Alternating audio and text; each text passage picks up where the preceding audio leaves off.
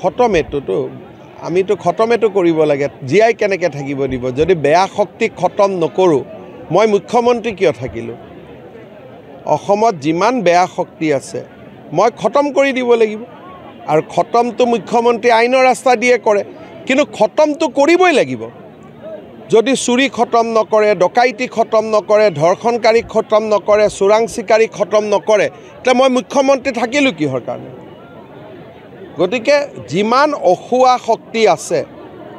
সি লাগিলে দিলুৱাৰে হওক মেবুলে হওক চোৰাং চিকাৰীয়ে হওক ড্ৰাগছ বেপাৰীয়ে হওক তেওঁলোককতো খতম কৰিবই লাগিব খালি খতম আৰু মইতো গুলিয়াই খতম কৰিব নোৱাৰোঁ আইনৰ ৰাস্তা দি কৰিব লাগিব এটা অতি গুৰুত্বপূৰ্ণ দিন নদুৱাৰত অসমৰ প্ৰথমটো সমজিলা কাৰ্যালয়ৰ বা সমজিলাধিপতিৰ কাৰ্যালয়ৰ ভৱনৰ কাম আজি আৰম্ভ হ'ল অসমত 39খন সমজিলা আমি নিৰ্মাণ কৰিছিলোঁ তাৰ প্ৰথম পদক্ষেপ হিচাপে আমি নদুৱাৰত 20 কোটি টকা ব্যয়েৰে এই কাৰ্যালয়টো নিৰ্মাণৰ কাম হাতত লৈছোঁ সমজিলাসমূহৰ নিৰ্মাণে ইতিমধ্যে অসমৰ ৰাইজক প্ৰশাসনীয় দিশত বহুখিনি সহায় কৰিছে মই ভাবোঁ নদুৱাৰৰ এই কাৰ্যালয়টোৰ জৰিয়তে নদুৱাৰ সমষ্টিৰ ৰাইজ যথেষ্ট উপকৃত হ'ব আমি আজি নদুৱাৰ সমষ্টিত পদ্ম হাজৰিকা ডাঙৰীয়াৰ আগ্ৰহক্ৰমে অসমমালাৰ এটি নতুন পথ এখন নতুন দলঙকে ধৰি কেইবাটাও উন্নয়নমূলক কাম কাজৰ কথাও ঘোষণা কৰিছোঁ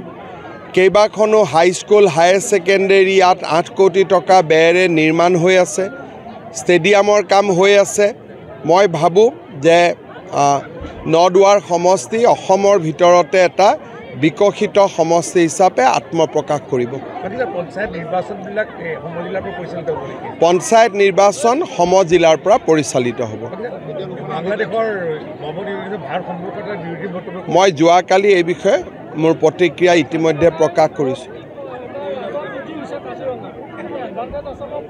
না চাওক কাজিৰঙাত প্ৰধানমন্ত্ৰী ডাঙৰীয়া থাকি যোৱাৰ পৰাই কাজিৰঙাৰ প্ৰতি মানুহৰ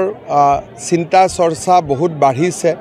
কেইটামান দিন আগতে 22খন ৰাষ্ট্ৰৰ ৰাষ্ট্ৰদূত থাকি গ'ল জাপান অষ্ট্ৰেলিয়া 2খন ৰাজ্যই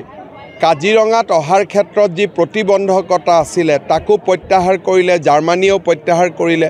গতিকে মই অসমৰ পৰ্যটন ক্ষেত্ৰখনৰ এটা সুন্দৰ ভৱিষ্যত মই দেখা পাওঁ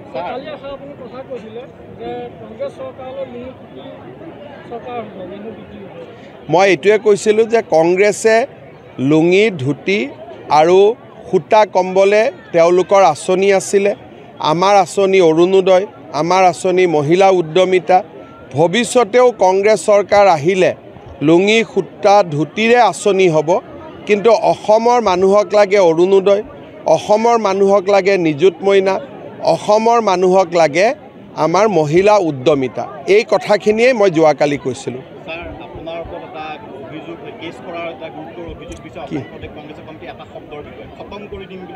খতমেটোতো আমিতো খতমেটো কৰিব লাগে জীয়াই কেনেকৈ থাকিব দিব যদি বেয়া শক্তিক খতম নকৰোঁ মই মুখ্যমন্ত্ৰী কিয় থাকিলোঁ অসমত যিমান বেয়া শক্তি আছে মই খতম কৰি দিব লাগিব আৰু খতমটো মুখ্যমন্ত্ৰী আইনৰ ৰাস্তা দিয়ে কৰে কিন্তু খতমটো কৰিবই লাগিব যদি চুৰি খতম নকৰে ডকাইতি খতম নকৰে ধৰ্ষণকাৰী খতম নকৰে চোৰাং চিকাৰী খতম নকৰে তে মই মুখ্যমন্ত্ৰী থাকিলোঁ কিহৰ কাৰণে গতিকে যিমান অখুৱা শক্তি আছে সি লাগিলে দিলুৱাৰে হওক মেবুলে হওক চোৰাং চিকাৰীয়ে হওক ড্ৰাগছ বেপাৰীয়ে হওক তেওঁলোককতো খতম কৰিবই লাগিব খালি খতম আৰু মইতো গুলিয়াই খতম কৰিব নোৱাৰোঁ আইনৰ ৰাস্তা দি কৰিব লাগিব